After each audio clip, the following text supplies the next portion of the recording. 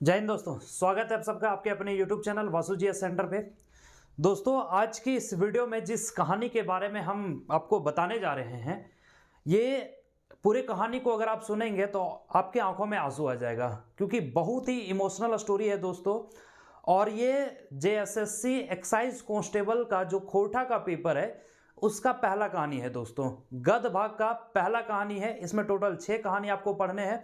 हालांकि नियोजन नीति के झंझट से तो आप काफी दिनों से परेशान है, लेकिन उससे हट करके पढ़ाई भी करना जरूरी है, क्योंकि नियोजन नीति का झंझट धीरे धीरे अब खत्म होता हुआ नजर आ रहा है। ठीक है, तो उसी को ध्यान में रखते हुए आपका सिलेबस भी ऑन टाइम खत्म हो जाए, इसलिए दोस्तों समय पे क्लास भी चालू करना जरूरी था। और पहला कहानी जो आज का कहानी का नाम है मांझो, ये क्यों इमोशनल है, आखिर पढ़ते पढ़ते क्यों आंख में आंसू आ जाता है, तो तमाम चीजों के बारे में पूरी कहानी को हम विस्तार से आप लोगों को बताएंगे। हर एक पात्र से परिचित करवाएंगे, साथ ही साथ इसके लेखक के बारे में भी डिटेल में हम आपको बताएंगे। और जो भी क्वेश्चन इस कहानी से बनता है दोस्तों, उसके बारे में हम A to Z आज डिस्कस करने वाले हैं। तो वीडियो के लास्ट तक बने रहिए, और अगर चैनल पे नए हैं तो चैनल को सब्सक्राइब जरूर करें दोस्तों। देखिए, आज का जो कहानी है वो कहानी का नाम है मांझो। और मांझो, यहाँ पे मांझो का अर्थ कुछ नहीं है दोस्तों, क्योंकि मांझो एक लड़की का नाम है और इसी पे ये पूरा कहानी टिका हुआ है। हालांकि इसके जो लेखक हैं, लेखक का नाम है भुवनेश्वर साहू। ठीक है, तो सबसे पहले किसी भी स्टोरी को अगर आप पढ़ेंगे ना, तो उनके लेखक के बारे में आपको विस्तार पूर्वक पढ़ना होगा। अब क्यों पढ़ना होगा? क्योंकि जो पेपर 2 आपका खोटा का पेपर अगर आपने खोटा रखा है, तो खोटा में लेखक से या फिर सिलेबस से बहुत सारे प्रश्न पूछे जाते हैं। अगर सिलेबस वाला वीडियो अगर आपने नहीं देखा है तो हम उसका लिंक नीचे डिस्क्रिप्शन में डाल दे रहे हैं, आप जरूर देखिए, क्योंकि सिलेबस से भी 8-10 क्वेश्चन, बहुत ही तगड़ा क्वेश्चन बनता है। तो सिलेबस को भी आप अच्छे ढंग से देख लेंगे और समझ लेंगे, उसी सिलेबस के अकॉर्डिंग आपका क्लासेस भी चलेगा। तो लेखक जो भुवनेश्वर साहू हैं, तो सबसे पहला सवाल उठता है कि इनका जन्म है ना। देखिए, थोड़ा खोटा में लिखाता अलग ढंग का है। जन्म अगर आप देखें तो हिंदी में लिखाता है, लेकिन खोटा में जन्म लिखाता है। ठीक है, तो इनका जन्म 8 जनवरी 1959 ईस्वी के, मतलब 8 जनवरी 1959 ईस्वी को हुआ था। हालांकि जब आप किताब को पढ़ेंगे तो उसमें लिखा हुआ मिलेगा कि भुवनेश्वर साहू के जन्म 8 जनवरी 1959 ईस्वी में भेल हलई, ऐसे करके लिखा हुआ मिलेगा। ठीक है, तो हम बुक से आपको नहीं पढ़ा रहे हैं, पूरा सारांश जो है एकदम A to Z आपको समझा दे रहे हैं। देखिए, स्थान अगर देखा जाए किस जगह पे इनका जन्म हुआ था भुवनेश्वर साहू जी का, तो वो जगह का नाम है सांकुल। अब सांकुल कहां पड़ता है? पतरातू में पड़ता है। इस तरह का क्वेश्चन आप याद रखेंगे। तो सांकुल पतरातू में भुवनेश्वर साहू जी का जन्म हुआ था, जिन्होंने मांझो कहानी को लिखा है। हालांकि इनके बहुत सारे और भी फेमस कहानी है। और इनके पिता का नाम रामकिशुन साहू। ठीक है, इनके पिता कौन थे? तो रामकिशुन साहू, जो एक तरह के चनपनिया खेतीहार किसान थे, मतलब जो मेनली एग्रीकल्चर से बिलोंग करते थे, खेती से बिलोंग करते थे। उन्हीं का बेटा भुवनेश्वर साहू, जो एक खोटा के बहुत बड़े विद्वान कह सकते हैं, बहुत बड़े लेखक कह सकते हैं, ये बने। और भुवनेश्वर साहू से बहुत सारे प्रश्न भी बनते हैं। अब बड़े हम क्यों करें वो ध्यान रखिए, क्योंकि आज जो कहानी हम आपको बताने जा रहे हैं बहुत ही इमोशनल कहानी है और पढ़ने में बहुत ही अच्छा लगता है। इसका एंड देखिएगा ना दोस्तों, तो बड़ा ही जबरदस्त एंड है, इसलिए कहानी को लास्ट तक समझिए। इसके अलावा सिर्फ मांझो ही नहीं, इनके कई ऐसे कविता हैं, कई ऐसे कहानी है जो बहुत ही पॉपुलर हुआ है। और कहानी में अगर देखा जाए तो संतोष और कुलदीप, ये दो ऐसे कहानी है जो बहुत ही चर्चा, बहुत ही फेमस हुआ है। हालांकि इनका अगर क्वालिफिकेशन देखा जाए तो ये MA किए हुए हैं खोरठा से। ठीक है, भुवनेश्वर साहू से अगर पूछा जाए कि भुवनेश्वर साहू कहां तक पढ़े थे या फिर कहां तक पढ़े लिखे हैं, तो वो MA किए हुए हैं खोरठा से। ठीक है, और जितने भी उन्होंने रचनाएं लिखी है, रचना की है, वो सारे खोटा में किया है। ये संतोष या कुलदीप भी अगर देखेंगे तो ये इनका खोटा कहानी है और ये खोटा भाषा में ही लिखा गया है। वही अगर चर्चित कविता देख लें तो चर्चित कविता में 2 कविताओं का नाम हमने यहाँ पे लिखा है। हालांकि और भी बहुत सारे कविताएं ऐसे हैं जो बहुत ज्यादा चर्चा में रहा है। 2 कविताएं, दिए कही लय लेलक। ठीक है, दिए कही लय लेलक मतलब देने कह करके ले लिया। और दूसरा जो है एगो पाखिर नवगो झोरा। ठीक है, एगो पाखिर नवगो झोरा, ये 2 चर्चित कविताएं हैं भुवनेश्वर साहू जी का। तो ये भुवनेश्वर साहू जी से प्रश्न कभी कभी बनता है कि इनमें से दे देगा आपको वहां 4 ऑप्शन, और पूछ देगा कि इनमें से कौन सा भुवनेश्वर साहू का किताब मतलब चर्चित कविता है। अब हो सकता है ये दोनों में से आपके एक ऑप्शन रहे। तो दोस्तों जब तक आप बेहतरीन ढंग से नहीं पढ़ेंगे ना, जब तक अच्छे ढंग से नहीं समझेंगे, तब तक आप आंसर को नहीं कर पाएंगे। और खोटा पेपर एक ऐसा पेपर है जहां पे आपको मैक्सिमम स्कोर दिला पाएगा। पेपर थर्ड में तो आपको मेहनत करना ही है, लेकिन पेपर 2 अगर आप खोटा रखते हैं ना, तो बहुत ही कम मेहनत में, मुश्किल से अगर आप ढंग से पढ़ेंगे ना, तो 20 से 25 दिन, इसको हार्डली आप 1 महीना मान करके चलिए। अगर 1 महीना अच्छे से अगर खोटा के पेपर को आप पढ़ लिए ना, खास करके एक्साइज कांस्टेबल वाला जो सिलेबस है उसको अगर आप अच्छे ढंग से पढ़ लिए ना, तो 85-90 क्वेश्चन को आप इजिली कर करके आ जाएंगे दोस्तों। ठीक है, सिर्फ प्रैक्टिस करना होगा आपको। तो भुवनेश्वर साहू जी के बारे में आपने समझ गया। अब आइए कहानी को समझाते हैं। ठीक है, बहुत इंतजार होगा क्योंकि फर्स्ट लाइन में ही आपको बताएं कि ये बहुत ही इमोशनल स्टोरी है और बहुत ही भावुक कर देने वाला, आंख में आंसू ला देने वाला स्टोरी है। कहानी का नाम है मांझो। आइए इनके एक एक पात्र से हम परिचित कराते हैं आपको, और पात्र से भी प्रश्न बनता है, साथ ही साथ उनका पात्र का क्या रोल है ये भी हम आपको बता देते हैं। कहानी समाप्त हो जाएगा इसी से। ठीक है, देखिए सबसे पहला जो पात्र है वो है मांझो। मांझो रजरप्पा के नजीके गांव, मतलब रजरप्पा के नजदीक गांव की रहने वाली एक लड़की है। 18 वर्ष इनका उम्र बताया गया है कहानी में कि 18 वर्ष की एक लड़की है, छुआ है। ठीक है, जिनका मतलब विवाह से संबंधित ये आज का स्टोरी है। इन्हीं का विवाह होने को रहता है और इनके साथ कुछ ऐसी घटनाएं होती है जो मतलब ऐसे स्थिति में इनका दिमाग काम नहीं करता है कि क्या सही होगा क्या गलत होगा। ठीक है, तो पहला पात्र जो है वो है मांझो। अब देखिए मांझो के बारे में हम आपको बता देते हैं। एक्चुअली कहानी का शुरुआत किया है कि रात का अंधेरा, मतलब रात जो था वो काफी अंधेरा था और उसी समय जब सभी लोग सो रहे होते हैं ना, उस समय उसमें से उस पूरे गांव में एक ऐसी इंसान होती है जिसके आंखों में नींद नहीं बल्कि आंसू भरा हुआ होता है, और वो है मांझो। ठीक है, हालांकि उस रात को अलग अलग ढंग से उसमें डिस्क्राइब किया गया है। ठीक है, तो आप स्टोरी को जो बुक से पढ़ेंगे तो समझ में आ जाएगा, क्योंकि रात का अंधेरा था, बहुत ज़्यादा अंधेरा वाला रात था। लोग जो है किसान वगैरह जो या फिर जो चारवाहा वगैरह जानवरों को चरा करके आते हैं, वो सो करके आराम फरमा रहे हैं। उनका घोंघर का आवाज आ रहा है, कुछ बाहर से कुछ आवाजें आ रही है। सब लोग इस अंधेरी रात में सो रहे हैं, लेकिन उसमें से एक लड़की है मांझो जिसके आंख में आंसू भरा हुआ है। अब आंसू इसलिए भरा हुआ है क्योंकि वो अपने नसीब पर पछता रही है। अब उनका ऐसा क्या हुआ है कि भाई इनका नसीब खराब था जो इनको पछताना पड़ रहा है। तो देखिए एक्चुअल में हुआ क्या था कि मांझो जो है इनका शादी सेट हुआ था। ठीक है, कहां पे, तो वो लड़का का नाम है विनोद। 21 वर्ष का लड़का था विनोद, और ये सांडी का रहने वाला था। ठीक है, जबकि मांझो कहां की रहने वाली है, रजरप्पा की रहने वाली है, और विनोद जो 21 वर्ष का लड़का था वो सांडी का रहने वाला है। अब मांझो का शादी जो है वो फिक्स हुआ था किसके साथ, तो विनोद के साथ। हालांकि कहानी में और भी ट्विस्ट है कि इन दोनों का जो शादी है ये कैसे सेट हुआ था, कैसे एक दूसरे को लोग देखे थे, ये भी हम आपको बताएंगे। लेकिन फिलहाल अभी यही समझिए कि दोनों के बीच में विवाह होने वाला था।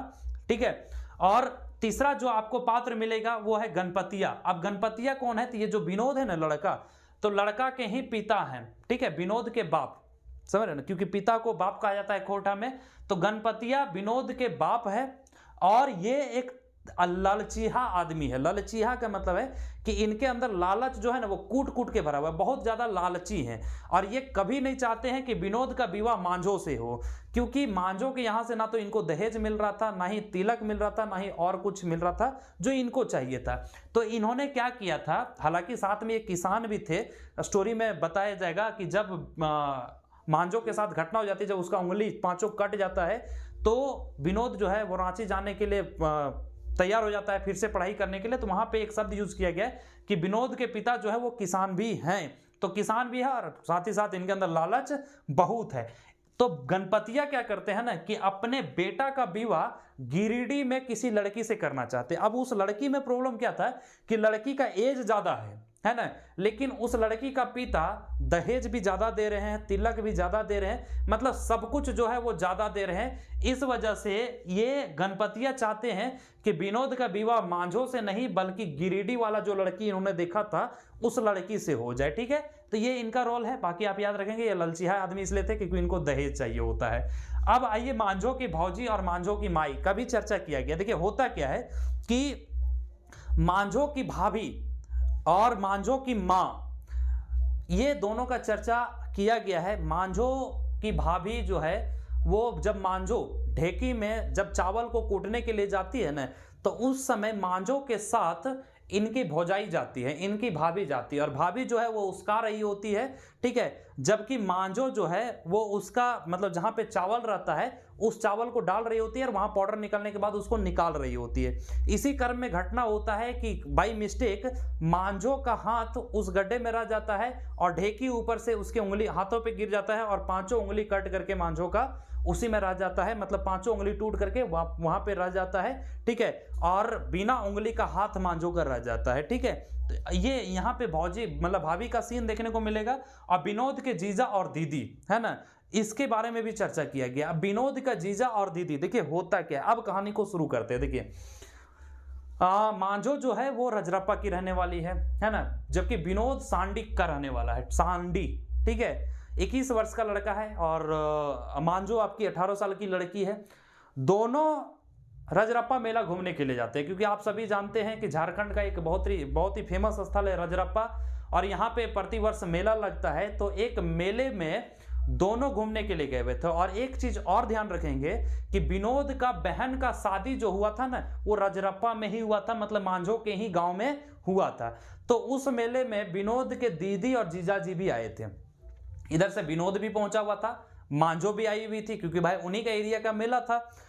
तो मांझो जो थी वो विनोद के दीदी के साथ, मतलब अपनी भाभी के साथ थी, ठीक है, मतलब वो जो चचेरी उचेरी होगी है ना, उनके साथ। और विनोद जो था वो अपने जीजा के साथ मेला घूम रहा था। अब ऑब्वियस सी बात है, लड़का तो लड़के के साथ रहेगा ना, और जो लड़की थी वो अपनी भाभी के साथ कह लीजिए या विनोद की दीदी के साथ कह लीजिए, वो उसके साथ घूम रही थी, है ना। अब ऑब्वियस सी बात है कि जो लड़कियां हैं, देखोगे मेला में सिंगार वगैरह, लिपस्टिक वगैरह, पाउडर वगैरह खरीदने में बहुत ज्यादा फोकस करती है ना। और लड़के लोग जो होते हैं वो अपना मगन में रहते हैं, ठीक है, इधर उधर घूम घूम रहते हैं। तो इसी क्रम में होता क्या है कि जो विनोद की दीदी है ना, विनोद का जीजाजी जो है ना, वो विनोद को कहता है कि देखो यही मांझो है ना। अब वो विनोद जब मांझो की तरफ देखता है तो उसी को देखने के घर में मांझो की भी आंख जो है विनोद की तरफ लड़ जाता है। और जैसे ही मांझो का आंख विनोद की तरफ लड़ता है, विनोद के आंखों में आंख डाल करके देखती है, तो वो थोड़ा सा मुस्कुराती है। इसका मतलब समझ में आ गया है ना, विनोद के जीजाजी को भी और विनोद को भी, कि चलो भाई मामला सेट हो गया, ठीक है। और यहीं से ये समझ में आ गया कि मांझो को विनोद पसंद आ गई है। यहां से बात होती है शादी की, ठीक है। और इधर मांझो के तरफ जो विनोद की दीदी थी साथ में, वो भी बता देती है कि देखो यही विनोद है, हमारा भाई है ना। तो यही एक दूसरे को देखने के क्रम में दोनों का आंख लड़ता है, दोनों का आंख मिलता है, और वहीं से प्यार हो जाता है दोनों में, और दोनों शादी के लिए फिर आगे की और बातें चलने लगती है, ठीक है। तो लेकिन इस बीच में एक अड़ंगा आता है जो है गणपतिया। अब गणपतिया नहीं चाहते हैं कि विनोद का विवाह मांझो से हो, है ना, क्योंकि विनोद गणपतिया जो थे विनोद के पिताजी, वो चाहते हैं कि हम वैसे जगह पे शादी करेंगे जहां पे तिलक और दहेज ज्यादा मिले, है ना, पैसा कौड़ी जहां पे सारा सुख सुविधा ज्यादा मिले, वहां पे करेंगे। इसलिए इन्होंने गिरिडीह में एक लड़की देखा था विनोद के लिए। अब वो लड़की में ये खराबी ये था कि लड़की का उम्र ज्यादा था, लेकिन उसका पिता जो दहेज वगैरह देने के लिए एकदम उतावले थे कि हम इतना दे देंगे उतना दे देंगे। इसलिए गणपतिया जो है वो तैयार हो गए थे, और ये बार बार विनोद को बोल रहे थे कि वहां शादी नहीं करो, यहां शादी कर लो, लेकिन विनोद मानने वाला नहीं था। अब इसी बीच में मांझो के साथ एक घटना हो जाता है ना। देखिए शादी का डेट भी तय हुआ था, शायद फागुन का वो तृतीया था, है ना, फागुन का तृतीया, ध्यान रखेंगे, फागुन का तृतीया था जब हल्दी का रस्म था, और फागुन के 9वीं को ही शादी होना था। और जब लड़की को तिलकने के लिए आते लड़का के तरफ से, उसके 2 दिन पहले मांझो और उसकी भाभी दोनों ढेकी के पास गई थी चावल चूरने के लिए, है ना। अब चावल चूरने के लिए गई थी तो भाभी जो है वो पीछे ढेकी के पीछे खड़ी होकर के उसको उसका रही थी, और मांझो जो है वहां पे बैठ करके और चावल को डाल रही थी, और चुरा हुआ चावल को निकाल रही थी और चाल रही थी। इसी क्रम में क्या होता है कि मांझो का हाथ उस ढेकी के नीचे पड़ जाता है ना, और वहां से मतलब उसी के कारण, मतलब वो ढेकी गिरने के कारण मांझो का पांचों उंगली, दाहिना हाथ का जो पांचों उंगली है वो कट करके उसी में रह जाता है और ये बिना उंगली की हो जाती है। हालांकि ब्लडिंग भी बहुत ज्यादा होता है और उसमें ब्लड भी भर जाता है। तो ये सूचना जब रजरप्पा से सांडी पहुंचा, मतलब जब मांझो के यहां से विनोद के यहां पहुंचा कि लड़की का पांचों उंगली कट गया है, मतलब लड़की जो है वो ठूठी हो गई है ना, तब भाई विनोद के घर में अफरा तफरी होने लगता है और एकदम इनके पिताजी खुश कि चलो भाई अब तो मौका है कि अब हमको दहेज मिल जाएगा, है ना। इस समाचार को सुनने के बाद, इस न्यूज को सुनने के बाद लड़का पक्ष से सभी परेशान हो जाते हैं और लड़की के तरफ से तो सब परेशान रहेंगे ही रहेंगे। ठीक है, जो स्टोरी के शुरुआत में लिखा हुआ है ना कि मतलब उसको नींद क्यों नहीं आ रहा है, तो वही अपनी ठूठी हाथ को देख करके वो खुद की नसीब को कोस रही है और उसके आंखों में आंसू भरा हुआ है कि अब हमारा विवाह, हमसे विवाह कौन करेगा। ठीक है, तो देखिए हालांकि इसमें और भी बहुत सारा ट्विस्ट मिलेगा आपको। तो गणपतिया जो चाहते थे, ठीक है, उन्हीं के अकॉर्डिंग हुआ। हालांकि ये इन्होंने कोई विश नहीं किया था, लेकिन कहानी में ऐसा बताया गया है। तो जब मांझो का न्यूज ये विनोद के यहाँ पहुंचा तो सब लोग परेशान हो गए, है ना। और इनके तरफ से लोग कहने लगे कि अभी ठुठिया से कौन बिया करेगा, टोटल मतलब बिना उंगली वाली लड़की से कौन बिया करेगा, है ना। तो इसी क्रम में क्या हुआ कि इनके पिताजी विनोद को एकदम खरी खोटी सुनाना शुरू कर दिए कि तुमको पहले ही बोले थे कि वो घर ठीक नहीं है, वो लड़की ठीक नहीं है, वहां तुम्हारा शादी नहीं हो सकता है। ठीक है, अब विनोद बेचारा क्या हुआ कि ये न्यूज सुन करके, ये बात सुन करके वो अंदर से काफी टूट चुका था। ऑब्वियस सी बात है, प्यार का सवाल है, टूटेगा ही टूटेगा। सुन लिया बाबूजी का, सुन लिया। अंततः वो गुस्सा करके उठता है ना, और कहता है कि मुझे शादी नहीं करना है, कहीं नहीं करना है ना। तो कहीं नहीं करना है तो क्या करना है कि आप हमें पैसा दीजिए, हम जाएंगे रांची पुनः पढ़ाई करने के लिए, क्योंकि विनोद पहले रांची में ही रह करके पढ़ाई करता था, है ना। तो वो अपने पिता से कहता है कि हमें पैसा दीजिए, हम फिर से रांची जाएंगे पढ़ाई करने के लिए। अब वो उनके पिता जो हैं वो पैसे दे देते हैं और कहते हैं कि जाओ। अगले दिन विनोद बस पकड़ता है रांची का, है ना। इधर विनोद पढ़ाई करने के लिए जाने के लिए बस पकड़ता है, उधर जो मांझो है वो भाई मेडिकल अस्पताल रांची में भर्ती रहती है ना। वो उधर सोच रही होती है अपने हाथों को देख देख करके, ठीक है, मतलब अपने नसीब को कोस रही होती है। और इधर विनोद भी काफी टेंशन में रहता है, दोनों परिवार काफी टेंशन में रहते हैं। ठीक है, तो विनोद क्या किया कि जब सुबह बस पकड़ा ना, बस बैठने के बाद वो माथा ऊपर करके सीट पर रख करके सोचना शुरू कर दिया, है ना। और सारे पहले का दृश्य उनको याद आने लगा कि वो मेला में कैसे मिले थे, कैसे एक दूसरे को देखे, ठीक है, कैसे उनके साथ विवाह सेट हुआ था, फागुन के तृतीया के दिन में हल्दी का रस्म था, उसके बाद फिर नौमी को शादी था। इन तमाम चीजों को याद करके उन डिप्रेस्ड होने लगे, मतलब वो जो है वो काफी खो गए, है ना। चलते चलते इसी क्रम में एक ब्रेकर आता है और बस ब्रेक मारती है। तो ब्रेक मारने के बाद अचानक जो विनोद है उसका दिमाग जो है फिर कॉन्सेंट्रेट होता है और फिर इधर देखता है। अब वो सोचने लगा कि इस परिस्थिति में हमें क्या करना चाहिए, है ना। तो विनोद इधर अलग सोच रहा है, उधर मांझो जो है वो अपने हाथों को देख देख करके अपने आप को कोस रही है, अपनी नसीब को कोस रही है, रो रही है। ऊपर जहाँ पे बेड पे सोई हुई है, ऊपर जो पंखा चल रहा है उस पंखा को देख रही है, लेकिन पंखा देख न रहा है। आंख मतलब पंखा को देख रही है, लेकिन वो होता है ना कि मतलब फोकस करके कॉन्सेंट्रेट करके देखना, हाँ ये पता है पंखा चल रहा है, तो जैसे होता है ना कि ब्लर करके, वैसे ही है। बाकी आंख में आंसू भरा हुआ है, उनके दिमाग में, मांझो के दिमाग में कई ऐसे बातें चल रही होती है। तो विनोद के जब अचानक सोचने लगता है तो विनोद को लगता है कि नहीं भाई, अगर आज हम छोड़ करके चले जाते हैं ना, ठीक है, तो ये उसके साथ धोखा होगा और हम अपने आप को कभी माफ नहीं कर पाएंगे।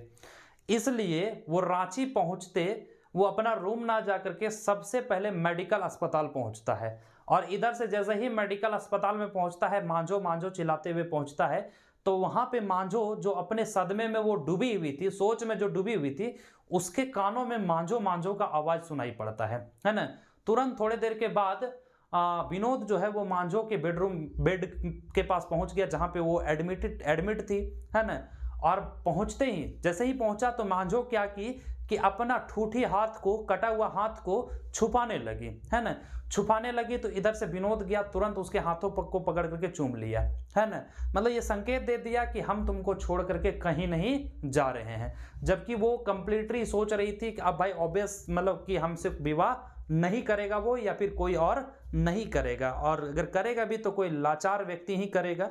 लेकिन विनोद जैसे ही पहुंचता है उसके हाथों को चूम लेता है ना। और चूमने के बाद उसको कहता है कि तुम फिक्र मत करो, तुम टेंशन मत लो, हम विवाह करेंगे तुमसे। उसके बाद मांझो पूछती है कि सच में विवाह करोगे? हमारा ये हालत देखने के बाद भी, हमारा ये हालत जानने के बाद भी, ये जानते हुए कि हम ठूठी हो गए हैं, हमारा उंगली सारा कट गया है, क्या तुम हमसे विवाह करोगे? तब विनोद कहता है कि हाँ विवाह करेंगे, मुझे रोकने वाला कोई नहीं है, कि इवन हमारे पिता भी नहीं रोक सकते हैं। तुम जल्दी से ठीक हो जाओ, जैसे ही तुम अस्पताल से डिस्चार्ज हो जाओगे, अस्पताल से तुमको छुट्टी मिल जाएगा, वैसे ही हम लोग विवाह कर लेंगे, ठीक है। अब देखिए यहाँ पे विनोद जो है ना वो हिम्मत वाला काम किया, और यही बात में इमोशंस है। क्योंकि देखिए अगर स्टोरी को आप भी देख रहे हैं, अगर आप रहते तो आप क्या करते? बीइंग जो भी लड़के इस स्टोरी को देख रहे हैं, आप अपना भी व्यू बता दीजिए कि आप क्या करते हैं। हालांकि जब मांझो और विनोद के बीच में हॉस्पिटल, मेडिकल अस्पताल में जब ये बात हो रही थी, उस समय वहां पे उसकी भौजाई भी मौजूद थी मांझो की, और उसकी माँ दरवाजे के किनारे खड़ी होकर के वो भी अपने नसीब को कोस रही थी, ठीक है, और सुन रही थी दोनों की बातों को, है ना। मांझो जब विनोद की सारी बात को सुनी तो मांझो अपने आंसुओं को नहीं रोक पाई, विनोद भी अपने आंसुओं को नहीं रोक पाया। वहां पे कंप्लीटली जो इमोशंस वाला सीन था वो क्रिएट हो रहा था, ठीक है। हालांकि बाद में विनोद ने यह तय कर लिया कि हम जब भी विवाह करेंगे तुमसे ही करेंगे, तुम जल्दी जैसे ही अस्पताल से तुम्हें छुट्टी दे दिया जाएगा, हम तुमसे विवाह करेंगे। और वहां पे वो बिना किसी को कुछ बोले, सिर्फ वो जाकर के मांझो से बात करता है, ना तो उसकी भाभी को कुछ बोलता है, ना ही उसकी मम्मी को कुछ बोलता है। हालांकि मम्मी किनारे में दरवाजे के पास खड़ी रहती है, और वहां से वो निकल पड़ता है। तो उसकी माँ, जो मांझो की माँ है, मतलब विनोद की होने वाली सास, वो कुछ बोलना चाहती है उससे, लेकिन इतना ज्यादा घुटन था उनके अंदर, इतना ज्यादा गम था, है ना, इतना अपने आप को वो कोस रही थी कि उसके मुंह से आवाज नहीं निकला, और विनोद वहां से चला गया, और कहानी का यही अंत हो जाता है, ठीक है। तो ये इसका कहानी था। अब सारे चीज उम्मीद करते हैं आप समझ गए होंगे। हालांकि बुक को आप पढ़ेंगे तो बुक में सीन बाय सीन क्रिएट किया हुआ है ना, कि कैसे अंधेरा का रात था और उन्हें नींद नहीं आ रहा था, वो ऊपर जो छपरी होता है उसको वो देख रही होती है ना, और अपने आप को कोस रही होती है। बगल में एक वो क्या कहते हैं, डिबरी जल रहा होता है, पहले के समय में वही होता था, डिबरी जल रहा होता है। तो ये सब पूरा विस्तार में लिखा हुआ है। जब हम आपको क्वेश्चन प्रैक्टिस कराएंगे तो वहाँ पे और भी आपको जानकारी मिलेगा। हालांकि ये कहानी था, और पात्र का परिचय भी था, साथ ही साथ कहानी भी बता दी आपको, और लेखक के बारे में भी आपको हमने बता रखा है, ठीक है। तो उम्मीद करते हैं कि कहानी को आप समझ गए होंगे। अगर कहानी समझ में आ गया तो वीडियो को लाइक जरूर कर दे दोस्तों, और जितना ज़्यादा से ज़्यादा हो सके इस वीडियो को शेयर जरूर कर दें। अब इसके बाद ये जो मांझो कहानी है ना, इससे निकलने वाला हर एक तरह का ऑब्जेक्टिव क्वेश्चन हम आप लोगों को करा देंगे, ठीक है। क्योंकि लेखक से भी बहुत सारे प्रश्न निकलता है, इधर पात्र से भी बहुत सारा प्रश्न बनता है, और कभी कभी होता क्या है ना कि जो कहानी का लाइन होता है ना, उस लाइन से भी कभी कभी क्वेश्चन पूछ देता है। तो इस स्टोरी से क्वेश्चन का प्रैक्टिस करना मस्ट है। उम्मीद करते कहानी तो आप समझ गए होंगे, बहुत ही इमोशनल कहानी है, तो कहानी आपको समझ में आ गया होगा बेहतरीन ढंग से। अगर कहानी आपसे कोई पूछ दे तो आप बता दीजिएगा, ठीक है। लेकिन इससे क्वेश्चन MCQ का भी प्रैक्टिस करना जरूरी है। इसके बाद हम आप लोग को मांझो कहानी का MCQ का प्रैक्टिस करा देंगे। जो भी क्वेश्चन होगा 20, 25, 30, 40 जितना भी क्वेश्चंस बन पाएगा, ठीक है, हम पूरे स्टोरी से निकाल करके, इनसाइड स्टोरी से निकाल करके क्वेश्चन बना करके आप लोग का प्रैक्टिस करा देंगे, ठीक है। बाकी वीडियो कैसा लगा आप कमेंट करके जरूर बताएं। मिलेंगे नई कहानी के साथ, तब तक के लिए जय हिंद दोस्तों।